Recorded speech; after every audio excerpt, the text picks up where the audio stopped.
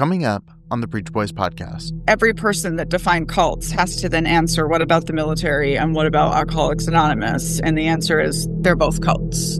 Late 60s, when the government discovered brainwashing, right? We were getting our prisoners of war back from Korea.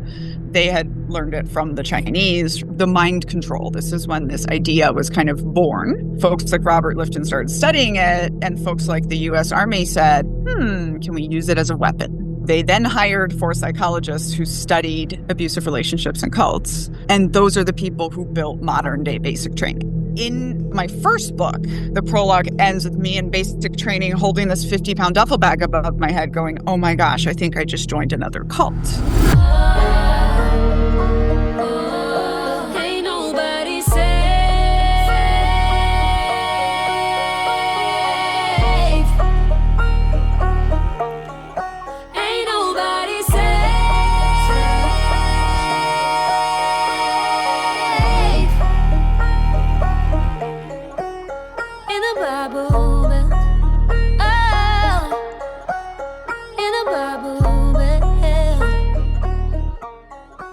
Hey everybody, welcome back to the Preach Boys podcast. Today on the show, I'm sitting down with Daniella Mestyanek Young, also affectionately known as the Knitting Cult Lady.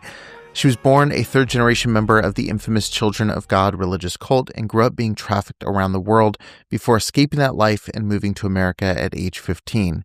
She put herself through high school and graduated as college valedictorian before commissioning into the U.S. Army as an intelligence officer, and that's where she really started to think about group behavior and seeing it, well, everywhere. Danielle deployed twice to Afghanistan in 2011 and 2014, and became a member of one of the Army's first female engagement teams, an experiment that put women into deliberate ground combat for the first time in Army history, and eventually led to the repeal of the sexist combat ban and the gender desegregation of the entire U.S. military. She's a proud daughter of the 101st and a recipient of the Presidential Volunteer Service Award, and she earned her Master of Arts in Organizational Psychology at the Harvard Extension School, where she focused her research on group behavior, social norms, culture, extremism, leadership, demagoguery, and cults. The reason I'm talking to Danielle today is that her brand new book, The Culting of America, hits bookshelves January of 2026. But if you actually go to the show notes of today's episode, there's a link to pre-order the book directly from Daniella's website. And if you do that, you're going to get early access in December of 2025, as well as a host of incredible pre-order bonuses that you do not want to miss. This was a really fascinating conversation. We talked about the cult-like atmosphere of the military. We talked about her experience within the Children of God cult. And we talked a little bit about just current day events, what it's like talking to people in really divisive times, and what it means to try to be a cult content creator in 2025. It was a really fantastic conversation, and I'm so excited for you to hear it. Here's my discussion with Daniella Mestyanek Young. I want to kind of start off just by setting a definition, because we're going to be talking a lot about cults, and everybody's got their way of describing them. Yanni Lauch has her way, and Stephen Hassan has the bite model. And first and foremost, how would you describe a cult? Like when you say cult, what are you implying? So one of the things I say is, if we go back to before even a definition, because I think we're always going to argue on the definition, to like, what are we trying to say when we use the word? I think when we use the word, when we say someone's in a cult, like we're trying to say that that person has come under coercive control, right? Like that person is being controlled by someone else to do things that are not like good for them. I have a entire 10-part definition of what makes a cult, and kind of that's something that I do, is look at all of these things like separately and very intimately, and analyze any group that we find it in. But I do think it really comes down to this question of you're under the control of someone else. Yeah, you mentioned a lot in your content how, cults come about in a time and place, and you mentioned the times of social unrest where cults really thrive. And it also seems like there's always this point where, people start kind of like quieting the conversation around what's a cult. They start easing off the gas, talking about cults. And I think this happens anytime there's a lot of exposure about something, right? Like with the Me Too movement, you start hearing the retorts like, well, if this thing we're describing is sexual assault, almost every other woman I know has been sexually assaulted. If you think that's a cult, then almost every other group I've seen is a cult. And part of you goes, yeah, that's kind of the point. Um, but I am curious if there is something too with how ubiquitous the cult label has become. Do you think there's some validity to people that are going, maybe we're calling too many groups a cult? Maybe it's lost some of its punch? Or do you think this is where we need to like stop coping and admit like there's a major cult problem happening? Well, seeing as how I wrote a book called The Culting of America, like my bias is obvious that I think that there is a lot about America that makes everything pretty culty. And in fact, there's one group of people that says to me with my 10-part list, well, if that's a cult, everything's a cult. And that group of people is Americans. Yeah. One of the things I even wanted to show with my first book, Uncultured, my memoir, was, I've been living in the US for about 20 years, having evangelical Christians basically tell me that growing up in the Children of God is so extreme, and then tell me their cult baby stories. These exact same kinds of things. So, but then the other part of your question is like, I don't think there's such a thing as you can call too many things a cult. One of my whole things is you can compare any group to a cult or any person to a cult leader, and you're either going to get comparing or contrasting information. I do think we tend to use it in society to shut things. And I just have fun with that. Like people will be like, okay, well, the left is a cult. And I'm like, okay, who are the leaders? Person or idea? Seriously, where are the leaders? Why do you think there is a pushback to the people who are calling these things out and are comparing and contrasting different groups? Like, I was trying to figure this out in terms of both. I'm always thinking about the Me Too movement and the responses to it, given the context of my show. I'm certainly thinking about it in terms of high control religious groups, which you could also label a cult. Whatever label you want to put on it. And I'm trying to understand the psychology of people who can be given all of the ways in which this is that thing and they reject it. And all I go back to is I feel like we can't comprehend how much bad there is. And so it's easier for us to go, well, it can't be that bad. It can't go that Yes. deep. And, this is a problem if you have any job that is kind of what I call professional Cassandras.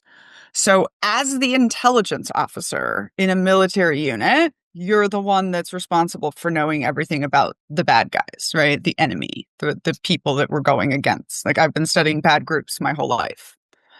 And they warn you in intelligence school, like nobody's going to like you. Right? Nobody in the unit is going to like you. Number one, you sound like you're smarter than everyone else because it's your job to just sit there and read and analyze and sound smarter than everyone else. Mm-hmm. And number two, when you're the one warning about the bad stuff or even just talking about the bad stuff. I mean, I get so much hate on my channel for simply sitting there saying cults are bad and I'm going to teach you about them. Yeah. And I also think it is this what you said, right? Like actually confronting the fact that cult survivors is not a niche topic in America. There are millions and millions of millennials who lost their parents to religious extremism in the like 80s, 90s, and in 2000s. I refer to us as all the children who were not allowed to read Harry Potter. Right. A proud member Whether of the this was club. like Mormon flavor, evangelical flavor, or Catholic flavor, there's a ton of us. Yeah. And I do what I call the extreme story, right? Like I grew up in the Children of God. Nobody's going to tell me that that's not a cult. Nobody's going to tell me now that I've become an expert that I don't understand cults. And so I, in some ways, don't care that much about the definition. And it's more like when I sit here and talk about the tactics and techniques and procedures that cults use, and you think of your life, I want to know more about that. Yeah. Yeah. As part of, the argument that I'm making in my book, Culting of America, is that the Puritans, like, that was a cult. Hmm. Like, we've had kind of like the cult DNA in America this whole time, and we've been on this specific track of the Christian extremists trying to take for about 50 years now. Yeah. And now they've gotten it. And so all of America is getting to see this kind of what it looks like inside of a cult. I Yeah. realized the other week, like, all Americans are going to understand authoritarian leadership now Yeah. in a completely different way. Well, I want to come back to that because I think my response is that you would think people would recognize it now, but it doesn't seem like that's the case in the mainstream. But before I do that, just I made a very clear intention going into this. I didn't want to have you just retread your story from point A to point B to point C, because you are a content creator and you have told your story in incredible detail across your book and your podcast. Um, but I do want people to have just a small comparison point where you're saying, I grew up in the Children of God and I see similarities between that and, mainstream evangelicalism. Like somebody could hear that and go, I don't know what the Children of God is. And Yeah. okay, but give people like a 10,000-foot view of what that group was to kind of show them like how jarring it is that maybe they're in a group that parallels it in a lot Yeah. of ways. Yeah, so the Children of God is one of your kind of almost run-of-the-mill cults that started in the late 60s, early 70s, which was, another time of extreme social turmoil. And this guy went around collecting his followers, and it posed itself as love, faith, and Jesus. And it ended up becoming the most well-known for using religious prostitution to gain followers, and then for, like, promoting pedophilia. Actually doctrines of There was because basically an what he actual did was handbook, right, on how to yeah, do this. and Yeah. he basically took evangelical purity culture and flipped it and, made like, "Oh, love is free love, like, this is all about this, love is God, sex is love, Hmm. Jesus loves children." There was a handbook, with his own stepson who would later grow up and do a murder-suicide. So these are, the reasons most people have heard of the Children of God, and it's a very obvious cult. Hmm. And what has kind of been almost the cognitive dissonance of my life is, I was thrown out of the cult when I was 15 into Texas, where I'm surrounded by evangelical Christians who are like, I'm consistently finding all of these things that parallel my experience growing up in this supposedly such an extreme and rare kind of cult. Did you feel in the beginning as you're sharing your story a reticence to draw parallels that are going to be, and I followed you long enough to know that you don't stay away from like hot topics or divisive potentially conversations, but was there a reticence in the beginning to go, okay, I'm going to compare my military career to growing up in a cult, because that's, if anything's sacred in America, it is, the armed forces. It's that is something you cannot talk negatively about. Or moving forward and talking broadly about other groups that people are in, where maybe there isn't a clear crime to point to, but there's parallels there. How did you navigate that initially? Like, did you initially try to segregate those things, or was it just, it is what it is, I got to call a spade a spade? So I was just trying to tell my story, honestly. I had just decided that I wanted a speaking career, and I knew that I had all these stories to tell and all these lessons to teach and, all of these things that make me a good content creator. I knew I had those things, and part of telling that story was talking about the cult and talking about the military. And every time I did that, people would say, "Oh, well, the Children of God is obviously evil, but the United States Army, that's a wonderful organization." I specifically heard this term "wonderful organization" a bunch of times. And, like, the United States Army is 1.3 million humans trained to kill other people as efficiently as possible. right? Like that is what we are. We are radicalized to conduct violence on behalf of state. We supposedly have these values, have this leadership, right? Have all of this stuff. But when you really boil it down to it, I was just like, I was bothered by people trying to put these really simple descriptors of like obviously evil and obviously good. Yeah. And then when I decided to write a memoir, I remember at one point my co-writer asked me if I realized that just by putting my experience in a cult and then my experience in the army, I was by definition comparing the two.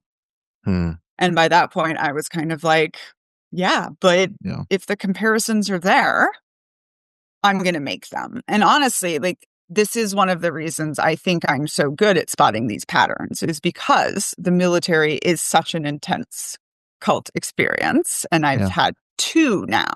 So when I see it a third or a fourth or a fifth time, it's really easy to spot. Yeah. Yeah. You know it when you see it. Well, you mentioned a second ago, and I didn't want to leave this hanging, but you mentioned now more than ever, people can spot this authoritarianism. I would hope that people do. I wrote about, we're recording this September 22nd. There was the Charlie Kirk memorial, which I have many thoughts on yesterday. And all I could keep saying was, this is such a thinly veiled grasp for power. It's Mm-hmm. so thinly veiled that the veil's barely there. When you have pyrotechnics and hymns paired with militarism and political rhetoric, and you've got voter registration booths lined out and text this number to get merch and start this chapter of this group. But then if you bring up any of those things, people go, it was just about his faith and he just loved Jesus and it was just about him. It was barely about him at all. And having Right. conversations with people, like I kept texting people I knew throughout the day, like, am I crazy? Like, this is a very thinly veiled version of this. Like, why do you think it can be that transparent and people just don't see any red flags at all? So this is where a parallel to Germany is very relevant, I think. And by the way, I think a lot of the parallels people make are not relevant or they're admitting some very important differences. But I'm glad you say that because I think we get a little loosey goosey with some of our yeah, this is comparisons. American fascism. Yeah. Germany got it from us. But one of the things about Germany was they had a whole generation of people that had been raised under authoritarian parenting. Coming out of World War I, that was the way the country was being run. That was the way parenting was going. And I mentioned, right, all of us millennials who lost our parents to Christian extremism and were raised under authoritarian parenting, right? And the good news is that most of us have pretty big families and most of our siblings are out, right? Most of us have come out of the extremism. We're starting to deconstruct. We're the ones spotting these patterns, right? We're the ones that understand in the government right now better than the kids that were allowed to read Harry Potter. However, our siblings who are still in the cults and our parents who are still in the cults, they're the ones voting for him, right? And they don't see the red flags because they've been raised under authoritarian leadership. They've the same reason I keep telling people that I'm not really that scared of Donald Trump because these are our parents. Like, I know how ridiculous they are and how ridiculous their thinking is. But those that are still in the cults, this is what they want, right? Christian nationalists are already living in complete little authoritarian mini kingdoms. Yeah. So this is what they want. Hmm. I don't think there's enough of them that they can like force the rest of the country into this, but people like me have been warning for 50 years that the Christian extremists were trying to get the White House. Mm-hmm. And now they are. And there's a whole segment of the population that is not necessarily going to wake up and see it until it's over and done. I I'm wondering. I was going back and forth with somebody yesterday, just in a private text, and I was watching the events of the last 2 weeks on many levels, clearly seeing someone, shot at an event, has its own layers of like, well, that's scary as someone who creates content. And, I think seeing that viscerally is a lot different than hearing so and so was shot. Like there's a difference to visually seeing that. I think that we're seeing that ripple through the culture, across the board. There's a lot of people who have never seen that happen who are now seeing that happen. So there's that layer. But then there's also, I know from growing up how much fundamentalists love a martyr and how much leverage they can get out of that. I mean, I think of the Columbine story and how much juice they got out of that in chapel services for me growing up. And so I've been in a place of terror for now. They've got this, they're leveraging it well. They're pouring tons of money into it. They're getting some people who are moderates to go, you know, maybe there is something here. And I go down all the way to the level of, I think we're going to get another president similar to Trump after this. I think if they can keep this momentum going, I see a lot of really potentially negative things happening. I see a lot of authoritarianism slipping in and pressure on news organizations more than ever before. And the person I was talking to who similarly thinks about a lot of things was going, it doesn't have legs. It's going to run out of fuel. Like basically like you're kind of buying the propaganda that they have more power than they do. Where do you fall in that? Like, because obviously you've been warning about this and there is a real threat, but also, yeah, you know, I'm on the side of it doesn't have legs. I'm on the side of they have been dehumanizing. It's too bad that they've spent the last 50 years dehumanizing victims of gun violence, but they have. And it's not a switch you can just flip, right? Now, I'm looking at it much more as like, are they going to successfully be able to use his death to get people to like actually take some sort of violent action? I don't think so. Now, what you're talking about, more like mobilizing fundraising and voting, that's where I think the conversation needs to be, right? Yeah. Just like I don't think Erica Kirk taking over Turning Point is going to be very successful at all because that's a group that's founded in hating her. But they can use the leverage right now. They can raise money right now. They can keep it in the news cycle right now. And authoritarians are great at getting people to kind of like turn on the emotional waterworks. It's called emotional evocation, right? Like you're never supposed to show any emotion other than happiness until it's like cry night, testimony night at church, right? And then it's like, now you will do this. And by the way, those pyrotechnics at the memorial for me are giving Hitler so hard with the light. It was just WWE for me. Again, it was so transparent and so thinly veiled, and it just felt like a RNC convention, and yeah. I mean, again, I still think overall, like they're losing pretty hard. Like there is pushback. The checks and balances are somewhat holding and at least slowing him down. I think what's significant now versus a time like during McCarthyism is Americans are pushing back. Yeah. And when you actually think about now that, the cult leader has the government, like they're trying to force 2/3 of us to be in their cult. Yeah. I don't see that working, right? Sure. There's this idea that cults like don't let you leave. And that's not true, right? Cults don't want people there that don't want to be there. They want you to be super obsessed with being there. And I think his popularity is plummeting. I think more and more people are waking up. Cults don't survive if they can't keep the children. And I think even some of these very OG cults like Mormons and Seventh-day Adventists and Jehovah's Witnesses are starting to break because none of this generation is staying. And I think we are seeing that with MAGA. It's just a matter of, how long is it going to take for it to break? What do you think of the uptick of, because I think, and this is what's interesting is like, and it's why I like talking to different people who are in a similar space and see 90% of the same things. But because there's different elements of this where I largely agree with you. And I think early on, you look at a lot of these organizations like the religious denomination I grew up in, and you go, this won't survive because you look at the congregation and it's a lot of 75-year-olds, who are like the last bastion of this. And I felt like that largely about the MAGA voter demographics. But now I'm seeing in both these fundamentalist churches and in this, we're seeing an uptick of Gen Z men drinking the patriarchal Kool-Aid. And I think that's coming from the comedy podcasts they're listening to. I think it's coming from the Andrew Tates on social media. And they have brought a fresh breath of air into these kind of groups. But also, I don't But know how much also, like they're they not are. having babies. Yeah. But also, they're not having babies, right? So, like, I agree that they're trying really Mm, hard. Like, they're trying to make Kirk a martyr. They're trying to radicalize all of these young men.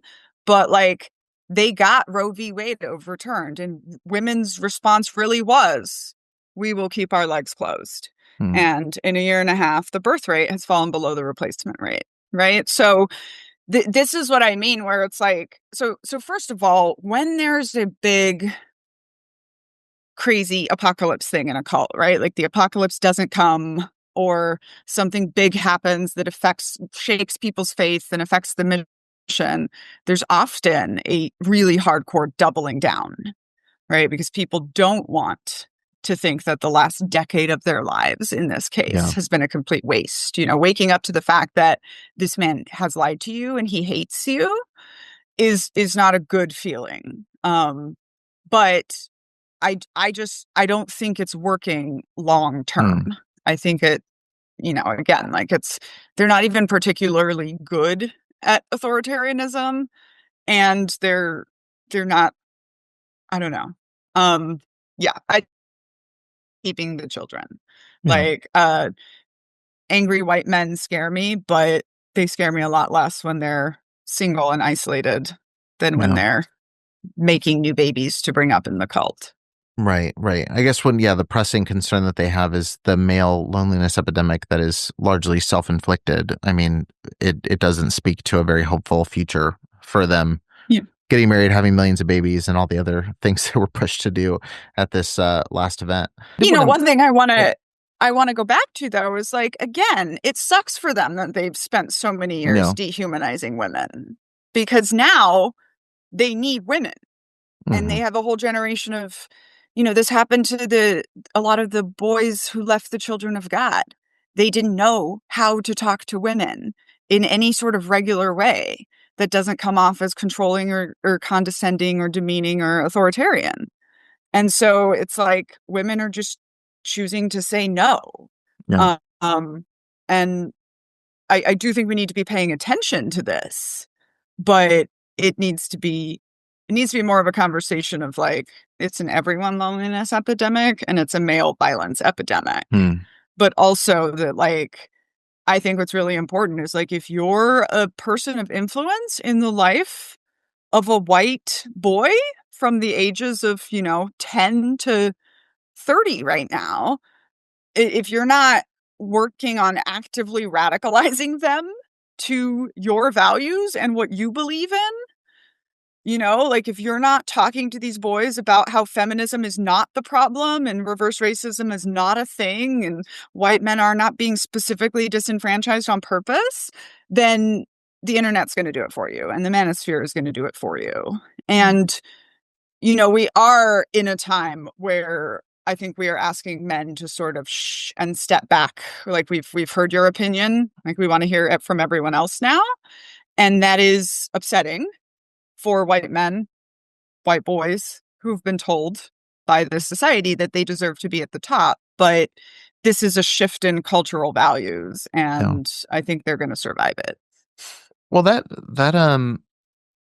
raises kind of a question I wanted to talk about, which is I think when we do label demographics like, the white men or Protestant men or, the WASP moms or, one of the 10 things you mentioned is the skinny white woman, Mhm. you know, do you think sometimes using rhetoric like that could have the opposite intended effect? And again, I look at this on two levels. One, identifying what's there, and I see the things that you're mentioning, but also I have had conversation as a 30-year-old white man. I know many guys that are 30 and under white men, and they look at the stuff I do, and they even go, well, it doesn't feel like there's a place for me in that conversation. And a lot of them are skewing conservative where they're more than welcome to spout any opinion that they have.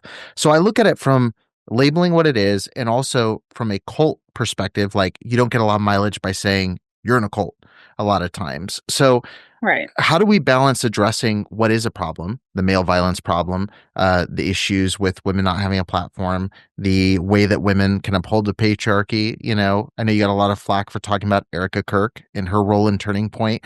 Like, where do you see the balance there in calling out what is, but also not furthering people into the retreat into, these really high control groups where on paper they are welcomed and held up? Yeah. So one of the things I think we as creators, you and I and everyone in this space are doing is like crafting the language for this experience that we have had. So, when I talk about the skinny white woman, when I go into slightly more detail, so people have to not get outraged and leave, right? They have to be able to hold for a second. I talk about like, this is a trope. This is a heuristic.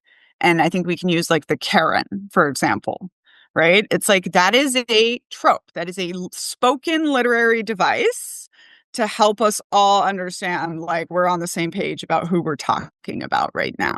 So, I give you the skinny white woman, which is actually just a validity mascot. A group can kind of use anything for that, but often in white American cults, we're seeing these skinny white women like me. I always lead with myself being used this way by the US Army. So it's clear, like, I'm inviting people into this conversation. And we've had very interesting conversations about, like, what is the skinny white woman in a Black cult or in, these other kinds of things. This is similar to my favorite line from the next book is cults always promise space travel as we have a rapture predicted tomorrow, and it's intended to sort of give language that helps you spot it when you see it in the world. So the reason I even talked about Erica Kirk at all was because my audience was coming to me going like, how does this fit with the skinny white woman thing? Yeah. And we are talking about how people can be used. I try to be very clear, especially by using myself as an example, that it's like, there's nothing wrong with being a woman. There's nothing wrong with being white. There's nothing wrong with being skinny. I still live in this body. I'm just not playing that game. I'm not allowed to be used like that. And I think that's an important part of this for white men who are like the good ones, is kind of understanding that, like, this is the way that men in your body, in your demographic, have been used by this toxic system. And that's what we're talking about right now. Yeah. So there's ways you can subvert that, right? Like by having blue and pink hair, I am very clearly not playing the Karen game. No. And so I think that's an important part of the conversation, and is those white men understanding that, like, you have to choose, to not be offended by the critique of this and how it's been used, and to then figure out how you can be a part of the solution instead of the problem. Yeah. It's quite literally the idea of like the men who in a conversation about toxic masculinity say, well, masculinity isn't toxic. And it's like, you're missing the trope of toxic masculinity. Like if your masculinity is not toxic, then this isn't about you. Like Exactly. it's out of the conversation. Uh, Before we move on, every cult promises space travel. Do you think this is why Trump created Space Force? Cults always promise space travel. I've got a bumper sticker. That's exactly how I came up with it. And this is literally in the book where it's like, when I have to read this to you. It's so good. When news broke in 2018 about Donald Trump's plans to found the Space Force, I was literally hopping around my house yelling, "It's culty, it's culty." but I Certainly. couldn't yet explain why. Hmm. And my last line of this section is because if the promised land were here, they'd have to deliver. But if it's on another planet, they can keep selling you tickets forever. Hmm. You know, That's and so good. it's this thing, and it has really held up to scrutiny of being like, it's metaphorical space, right? Like whatever the promise of the cult is, you're not going to get it here and now. Yeah. You're going to get it after some transformation Yeah. in some other thing. And what's so interesting is like talking about single family cults. Sometimes space travel is Space Mountain, the abusive dad promising a trip to Disney Hmm. that he's never actually going to deliver. And it's just the thing to keep you working and striving and moving ahead. I thought about literally when you said it, and I was like, in context of Trump, this is really funny because that is a huge piece. And even if you look at like Musk, who's been so involved, it's how can we make Mars amazing? Like how can we Mhm. make this other thing? Yeah, that's really, really And interesting. it's and this ties back to where we're going with politics, right? Because the results are always promising an apocalypse. It's always imminent, right? Because if the bombs are incoming in 20 minutes, you're not going to fight back. You're just going to sit down and hug your family, right? And we we weren't educated in the children of God. Like we were literally no schooled before it was cool because we didn't need it because Jesus was coming back any day. If you think about why, evangelicals don't have to care about climate change and science and the fact that we're drowning in shopping plastic from online shopping because Jesus is going to come back anyways. Yeah. So, and what's interesting here is I think one, it is like group suicidal ideology in a way, right? Because they were like wanting it to happen. And I talked about that a little bit in Uncultured, my memoir, where it was like Y2K, and it was like they were excited. The feeling I felt as a 13-year-old watching the grown-ups is they were excited about Hmm. this. And I think it's actually one of the things we deconstruct the last when we leave high control religion is I call it apocalypticizing, the fantasizing for the apocalypse. Hmm. And I've seen it a lot on the left with, oh, the revolution's here, martial law, all this kind of stuff. And it's like, it's hard to get through the day right now, to be happy, to be in the cognitive dissonance of our rights are being taken away, but we still have to pay the rent. We still have to do our jobs. And it's easier to think just like, oh, disaster, Yeah. soldiers are going to come marching down the streets. And like, that's not how it's going to happen. And when we need to be in the here and now fighting back in the ways that we can. Yeah. Yeah. The Civil War is going to break out, or this thing could happen, amen, or the rapture could happen on September 23rd. If you're listening after Tomorrow, that, like it's already it's happened. it's an You know. inconvenient day for me, but Well, I really appreciate you taking all these questions so far, and I know, I never know like if we're going too far all over the place, but there's just a million things that all to me just seem so relevant to what you talk about all the time, and I want to talk a little bit about the military side of this because it's there's things that again we notice because we are from cultish environments and we have theories and we view things and go like, that seems like it's connected to this. And one of the things that I noticed very early on, stepping away from the independent fundamental Baptist world that I grew up in, is how many people associated with the churches like mine or churches all over the country were military. There's a lot of church plants in Hawaii because there's military bases, and they joke about the congregation cycles out every 4 years. And my take was always, you know, okay, it seems like these guys are primed for a cult. It seems like they are ready and willing to take the orders and go into the authoritarianism. And people just always shut that conversation down. And listening to your content, specifically your podcast, it seems like I was right on the money on some of that. Like, what do you think the parallel is between people going through the process of being in the military and then being drawn to cult-like groups? so I think it's like I should have known so much earlier, because every person that defined cults has to then answer, what about the military and what about Yeah. Alcoholics Anonymous? And the answer is they're both cults, right? Like that's why. But it actually goes deeper than this. And this goes back to the late 60s when the government discovered brainwashing, right? We were getting our prisoners of war back from Korea. They had learned it from the Chinese, from what Mao has used in his Great Leap Forward, right? So the mind control. This is when this idea was kind of born. And folks like Robert Lifton started studying it, and folks like the US Army said, can we use it as a weapon?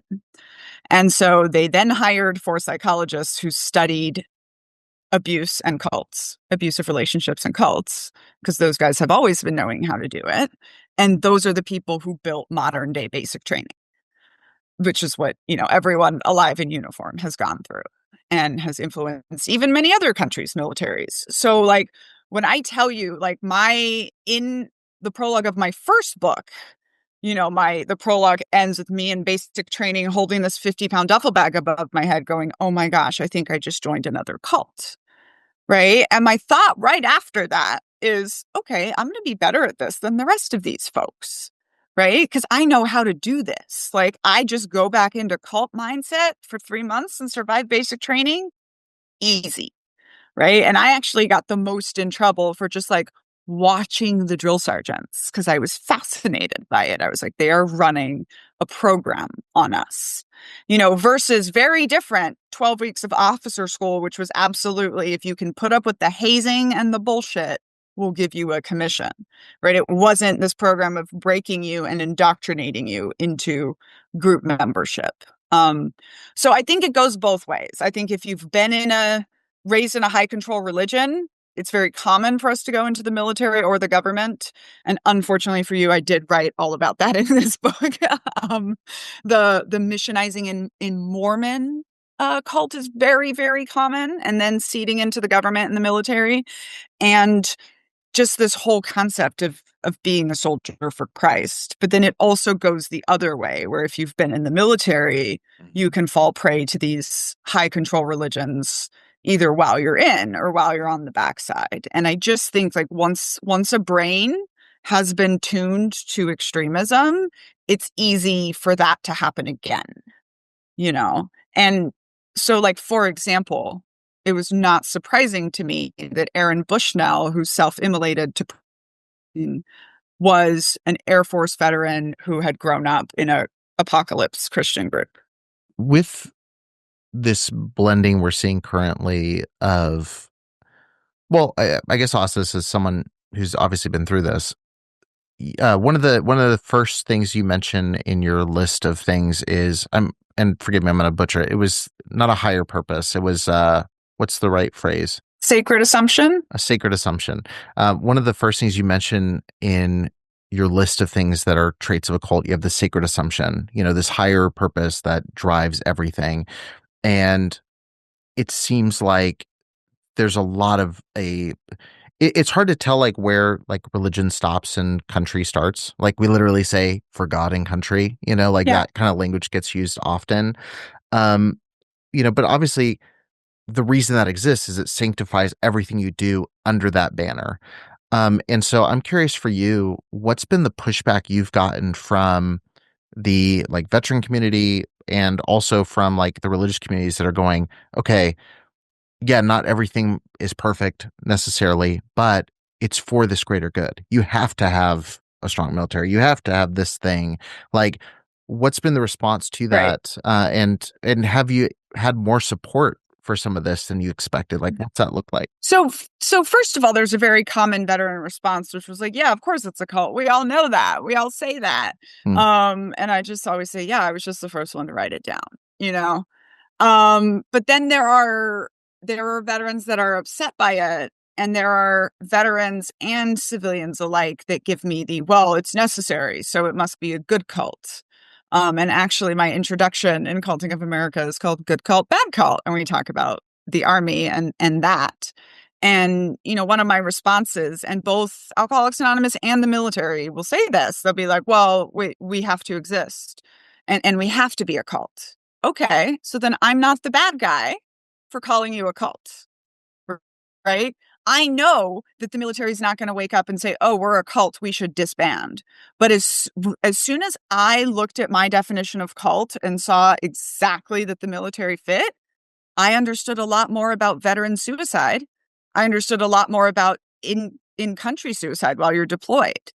I can give you 15 different briefs. We should start giving soldiers and leaders and, education points. And we should talk a lot more about exit therapy when you're getting out, right? And getting a job is not the hardest thing when you leave the military, Yeah. right? But I don't think that's really what society wants to do, right? We don't want to have the conversation that the military is a cult that we ask 1% of our population to be in, that harms them and harms their families for the good of the country. And I think if we just talked about that, especially because we did only start brainwashing our troops in the 60s, haven't won a war since then either. And I see the same problem with Alcoholics Anonymous. It's like we have to critically evaluate these groups if we want to make them better, if we want to fix the problems.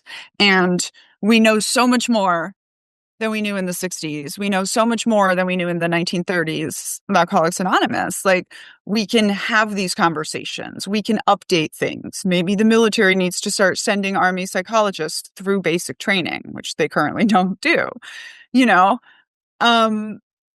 and improve these things. But, it comes back to there's another part of this question too, where people say, well, can we make it less of a cult without losing any effectiveness? And then that comes to okay, well, what's your mission here? If the only thing you care about as an organization is efficiently killing people, then keep doing what you're doing. But if you're trying to pretend it's you care about the individuals, you care about families, you want to balance things, we could have those discussions as adults in the modern world. No. And that's a big part of what I do, is getting people to see this is not black and white. Just because you find something really problematic in your organization doesn't mean you're all bad guys now. Let's just pull this apart and talk about how we could do this better. Right. What do you think the resistance to that is? And where do you think it's largely coming from? And I think some of it is, like I mentioned earlier, I think it's just an inherent visceral response to a label where, someone listening went, well, how dare you? I served here, or I know someone who did, or same with religion. It's well, I know amazing people that go to church. It's so do I, I'm not broad brushing this entire group. But a lot of it is, this thing could be a lot better. You think of Alcoholics Anonymous, you mentioned getting people out of addiction is a great thing. A country needs to have defense. But what I say to that is, but the Children of God got 10,000 people sober, and Scientology currently gets a lot of people sober too. It's nothing is ever as simple and cut and dry as these high control groups want to make it.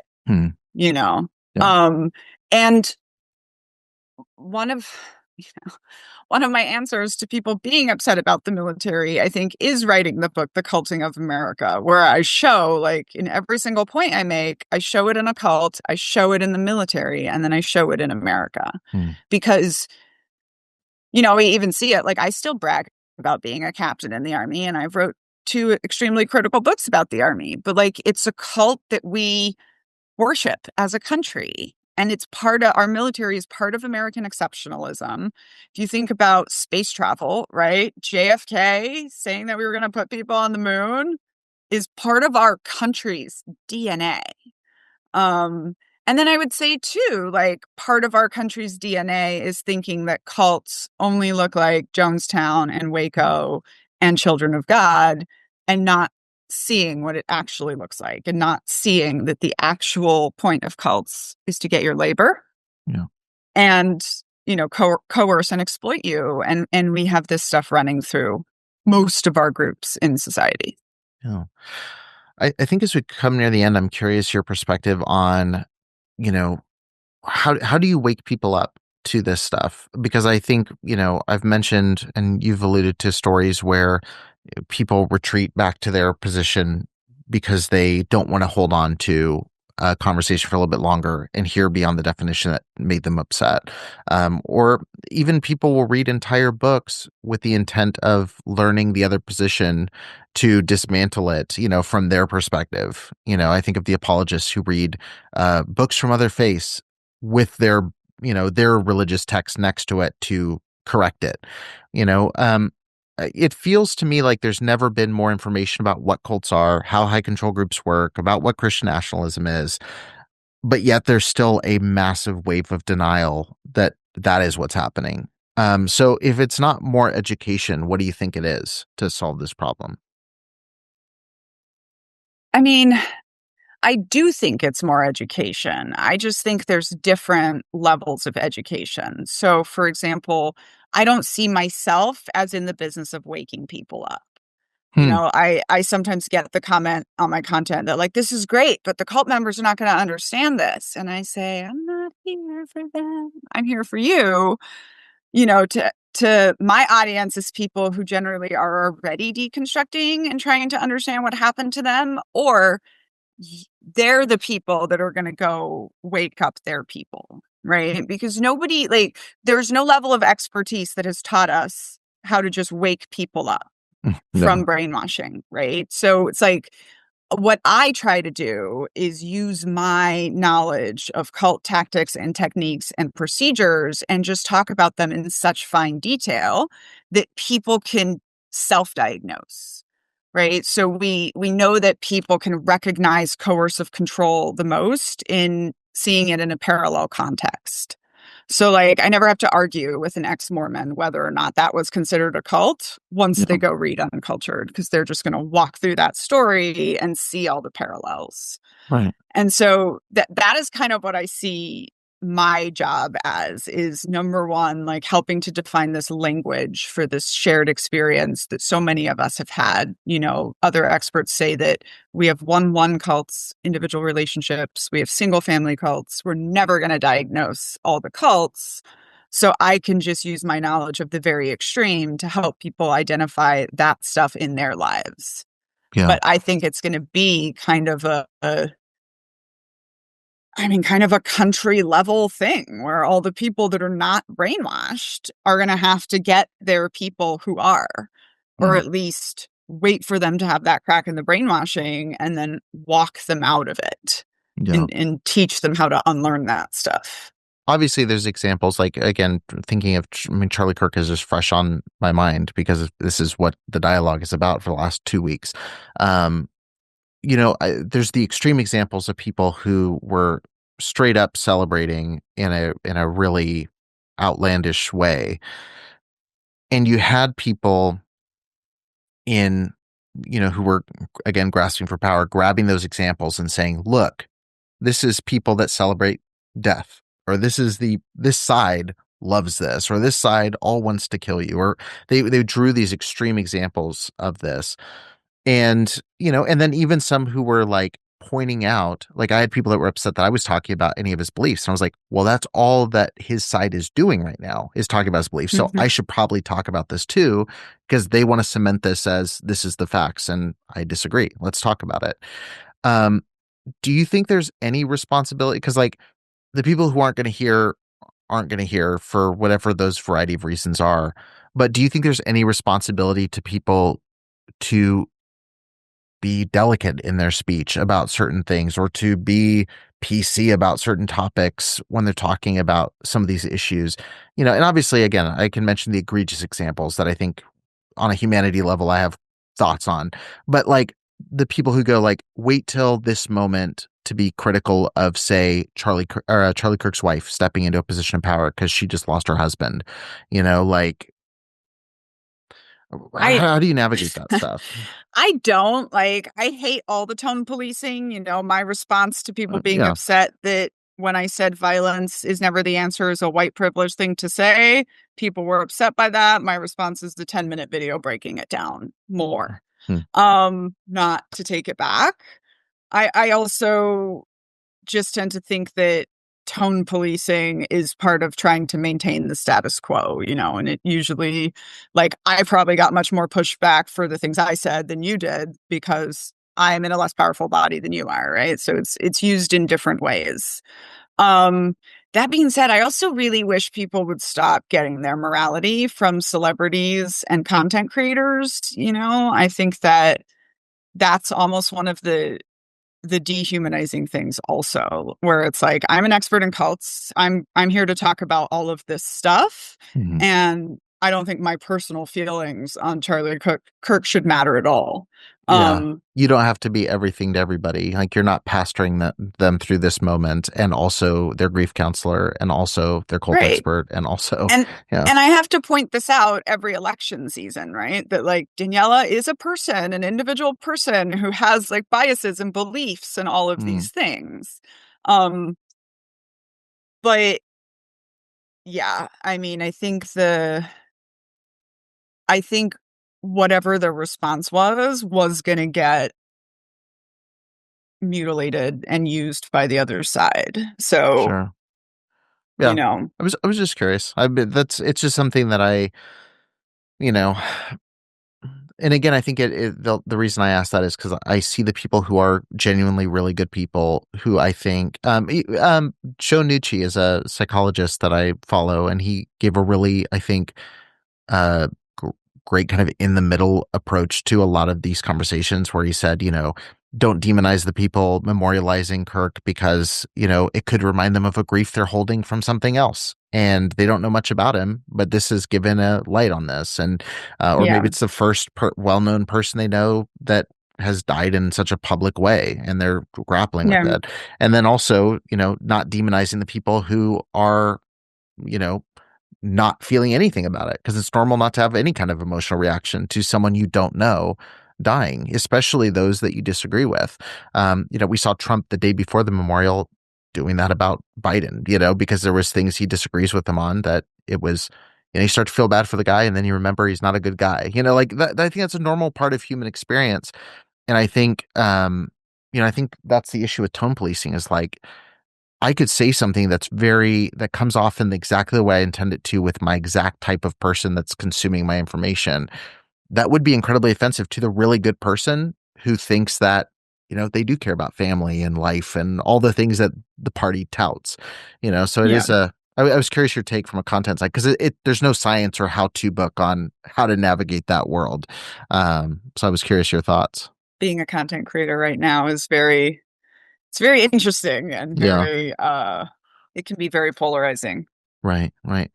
Um, I guess here's where, as we're closing out, what is the one thing I've liked asking authors this lately? You've got obviously your overarching theme of this book, but I feel like there's always things you start creating content where it's like there's something little or special that means something to you that people wouldn't even notice skimming through the book. What's that one thing for you where you're like, if someone would notice this, it would mean the world to me? It's not the thing that's going to go on the back cover. It's not something that's going to be like a main chapter. It's just a little gem in here that means a ton to me. I hope people pick up. It's about how cults are always trying to control your underwear. Okay. um it's actually one of the examples that I use when I say, like, if walking away from this book, like, all you walk away with is listening to yourself the next time you feel it's creepy that the man in your office wants all the women to wear pantyhose, then, like, then I've done my job, and just it's just an example of, like, a little thing that connects. There's a whole section on how cults always control your underwear, but that connects to appearance control, which is always behavior control. Right. And it's funny. Yeah. And the Mormons will love that chapter because there's there's And there's plenty a of that there. reference to Jesus jammies. Nice. Well, thank you so much for doing this. Like I said, I'm so glad that this finally happened, and I'm sure it won't be the last time that we chat.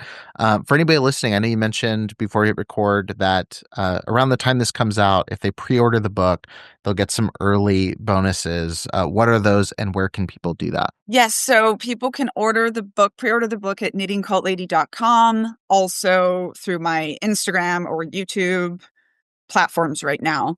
And if you order it from me versus Amazon, you're going to get the audio and the digital along with the hard copy. And the hard copy doesn't come out till January 20th, but we're going to be sending out the audio and the digital in early November. So if you do, feel moved by the spirit to order it, you'll get a fun bonus early. Awesome. We'll definitely do that if you're listening. Daniella, thank you so much for joining me on the Preacher Boys podcast. Awesome. Thanks so much for having me, Eric.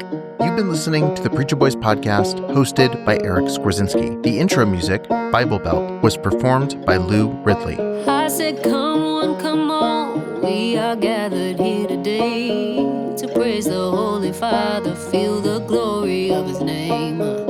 Anyone can worship here so long as you act straight, pay your tithes and follow rules, even the ones God didn't